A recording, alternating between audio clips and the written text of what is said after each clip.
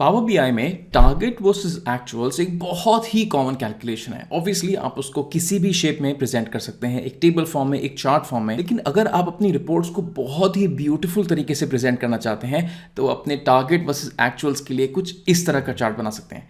Take a look, मेरे पास यहाँ पे मंथ्स हैं और मेरे पास अनमेट है, एनमेट है, और मैं यहाँ पे स्लाइसर के थ्रू चेंज करके बता सकता हूँ कि कौन से ईयर में टारगेट्स मेट हुए, अनमेट हुए। मुझे ये भी पता लगता है कि ऊपर कितने महीनों ने टारगेट मीट किया और कितने महीनों ने टारगेट मीट नहीं किया। इस वीडियो में मैं आपसे शेयर करूँगा कि ऐसा चार्ट कैसे बनाते हैं। Let's start.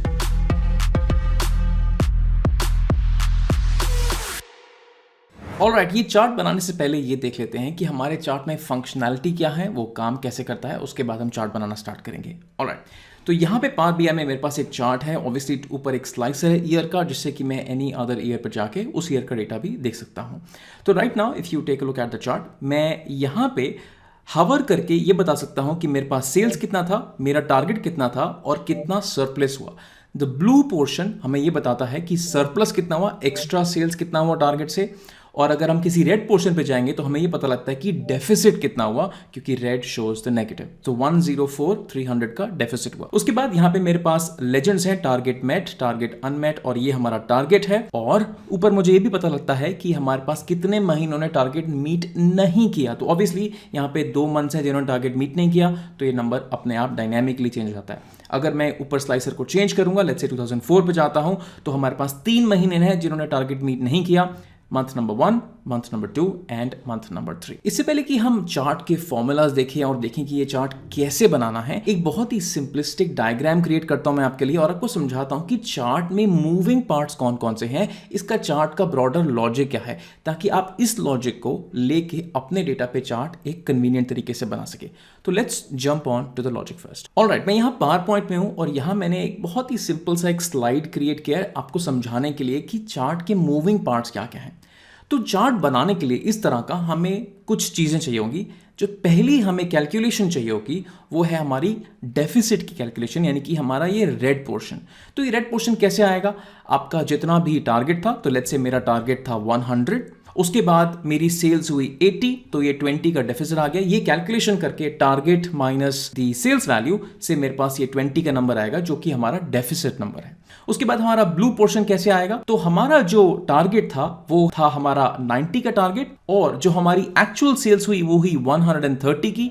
तो 130 माइनस 90 का हमारा सरप्लस हुआ 40 का, और ये हम दिखाएंगे इन द ब्लू पोर्शन। तो ये हो गए हमारे रेड बार और ब्लू बार।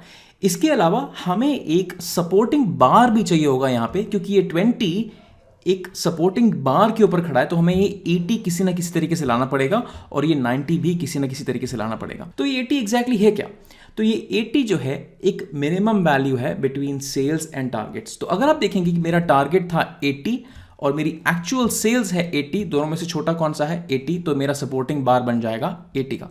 अगर यहां पे देखेंगे तो मेरा सेल्स था 130, मेरा टारगेट था 90 का, और दोनों में से छोटा कौन सा है, ऑब्वियसली 90, तो 90 का मेरा यहां पे सपोर्टिंग बार बन जाएगा। The supporting bar is nothing but the minimum value between sales and the target. उसके बाद हमें एक छोटी सी लाइन चाहिए होगी, डैश चाहिए होगा यहाँ पे बताने के लिए कि हमारा टारगेट कितना है। ये जो लाइन है ये ऑब्वियसली हमारा टारगेट है, तो 100 का टारगेट यहाँ पे आ जाएगा और 90 का टारगेट यहाँ पे आ जाएगा। तो अगर हमने ये 4 चीजें कैलकुलेट कर ली पावर बीआई में, तो obviously we can make a chart like this, which is nothing but the red bar, the blue bar which is the surplus, the supporting bar and the straight line। तो चलिए power BI में चलते हैं और ये 4 चीजें calculate करते हैं। Alright, back to Power BI. अभी मैं आपको ऑब्वियसली ये सारी चीजें कैलकुलेट एक एक करके नहीं दिखाऊंगा, बट मैं आपको फॉर्मूलाज दिखा दूंगा जो मैंने यूज किए हैं। फॉर्मूलाज बहुत ही सिंपल हैं, आप देख के ये ऑटोमेटिकली समझ सकते हैं। So please take a look. तो हमको पहला चीज करना था कैलकुलेट कि हमारा अनमेट बार यानी कि डेफिसिट कितना है। तो ये है हमारा अनमेट बार का calculation, which is where you can just read the calculation, total sales, total target. अगर टारगेट सेल से बड़ा है तो मार्कर वैल्यू माइनस बार, तो उससे हमको पता लग जाएगा कि हमारा रेड पोर्शन कितना है। नोट करना, अगर आप ये हमारा बार देखेंगे रेड बार, तो एक सपोर्टिंग बार के ऊपर या तो रेड आएगा या तो ब्लू आएगा। That is the reason why I am doing this particular calculation. If target is bigger than the sales, then marker value minus the bar. बहुत सिंपल कैलकुलेशन है, आप इसको जरूर देख के समझ सकते हैं। उसके बाद हमें चाहिए हमारा ब्लू पोर्शन, तो हमारा ये मेट बार हो गया। Same logic, sales is greater than equals to the target. In that scenario, marker value minus the bar is going to give us the blue portion. एक बार ये दो चीजें कैलकुलेट हो गई, उसके बाद हमारा सपोर्टिंग बार यानी कि जो नीचे वाला ग्रे पोर्शन है, इसको कैलकुलेट कैसे करें? तो इसको कैलकुलेट करने के लिए हमारे पास यहाँ पे है बार का कैलकुलेशन, जो कि मैंने आपको जैसे बताया था, ये टोटल सेल्स और टारगेट का छोटा वाला जो भी वैल्यू होगा ये वहां पे आ जाएगा। And finally, we would need this little dash right here, which is nothing but our marker value. So let's take a look at the marker value.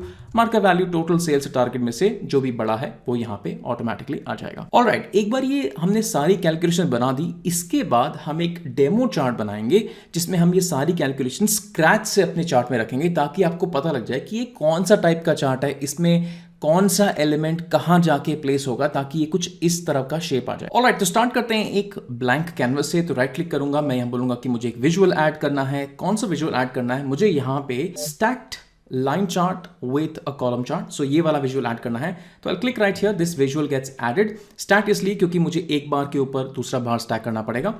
In the x axis यानी कि यहां पे मुझे मंथ्स दिखाने हैं, तो I can just take my month value and put that in the axis, that is 1।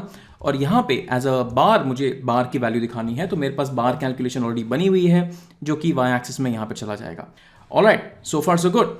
Now what I will do is, इस बार के ऊपर मैं या तो मेट या अनमेट बार प्लेस करता हूँ। तो मेरे पास दोनों कैलकुलेशन बनी हुई है, तो मैं यहाँ पे जाऊँगा पहले unmet bar, I will add that in the axis right here. तो यहाँ पे अनमेट बार आ गया।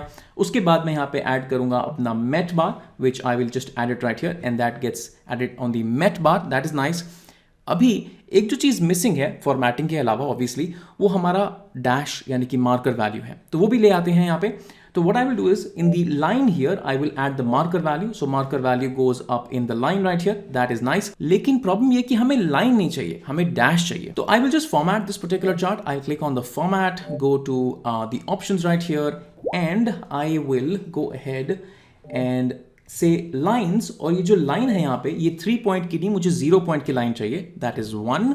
इससे हमारी लाइन डिसअपीयर हो गई और मुझे मार्कर्स को एक्टिवेट करना है, so I will just activate the markers. तो मार्कर्स अभी डॉट्स हैं बट मुझे डॉट नहीं, मुझे डैश चाहिए। तो I will just go down right here, size बढ़ा के थोड़ा सा, और मैं कहूंगा कि जो टाइप है मार्कर का ये मुझे एक डैश चाहिए, and that is how it appears. May be you can increase size a little bit more and it appears like that. अभी एक बहुत ही फंडामेंटल चार्ट प्रिपेयर हो गया है, यानी कि उसका बिल्डिंग ब्लॉक, एक स्केलेटन, एक स्ट्रक्चर प्रिपेयर हो गया है, जहां पे मुझे दिख रहा है कि ये बार है, इसके ऊपर ये एक सरप्लस है, डेफिसिट है, और ये दोनों भी यहाँ पे आ गए हैं, दैट इज नाइस। ऑब्वियसली इस चार्ट को आप फॉर्मेट करके, इसके कलर्स को चेंज करके इसको वैसा ही बना सकते हैं।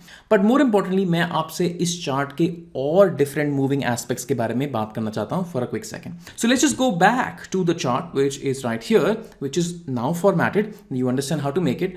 तो इस चार्ट के कुछ और भी पार्ट्स हैं। ऑब्वियसली मैंने यहाँ पे एक ईयर का स्लाइसर डाल रखा है, आप भी डाल सकते हैं, व्हिच इज वेरी इजी। मैंने एक एडिशनल कैलकुलेशन बना रखी है यहाँ पे, which is nothing but how many months miss the target. So ये जो 3 की कैलकुलेशन है, इसको एक बार क्विकली देख लेते हैं। तो ये जो है हमारा डायनेमिक टाइटल का कैलकुलेशन है, तो हम यहाँ पे एक बार देख लेते हैं। हमारे पास एक डायनेमिक टाइटल का कैलकुलेशन है।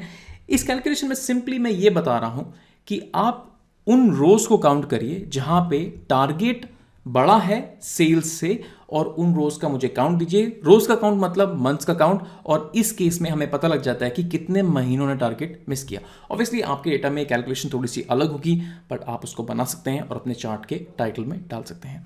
ऑब्वियसली यहाँ पे ये जो है लेजेंड्स, ये एक सिंपल टेक्स्ट बॉक्स है। इनफैक्ट ये एक रेक्टेंगल है, और रेक्टेंगल मैंने कलर करके लिख दिया कि टारगेट मेट है, ये टारगेट अनमेट है, और ये हमारा टारगेट वैल्यू है। Last but most important part, अभी अगर आप ये चार्ट देखें तो मुझे पता नहीं लगता कि ये कौन सी वैल्यू। तो चार्ट पे हवर करने के बाद मुझे पता लगता है कि इसमें सेल्स कितना हुआ, इसमें टारगेट कितना था, और कितना इसमें वैल्यू डेफिसिट रह गया।